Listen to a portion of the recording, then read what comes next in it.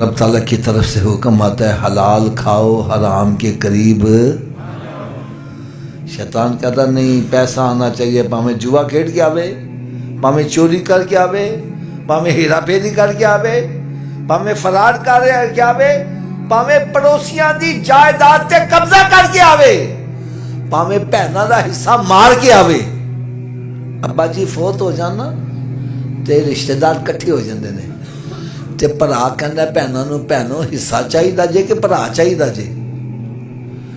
اگر انہیں کہتا جی حصہ تے رشتہ داری ختم، حضرت جی تہاڈی بہن نہیں لگدی، او چھڈو آپ جی بہن کا دی جی نے حصہ لے لیا. میں کہ انہیں ایک حصہ لیتا ہے، تو رشتہ داری جو کٹ دیتا، تین تے 2 ملے نے، تین تے بارڈر ہی کراس کروا دینا چاہیے. شرم نہیں آتی؟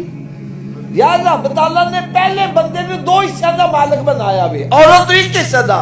اگر 2 حصے کھا کے میرا ٹھڈ نے بھریا، تیجا کھا کے کیویں بھر جائے؟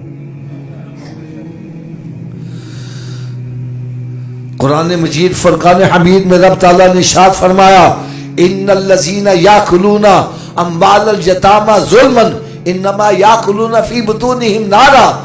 جڑا مال یتیم دا ظلمن کھاندا وے اپنے پیٹ چ اگ پا رہا وے.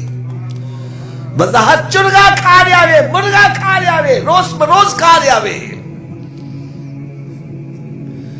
حقیقت چ اگ کھا رہا وے. اے اگ دنیا چ جلاندی ہے تے رات نو نیند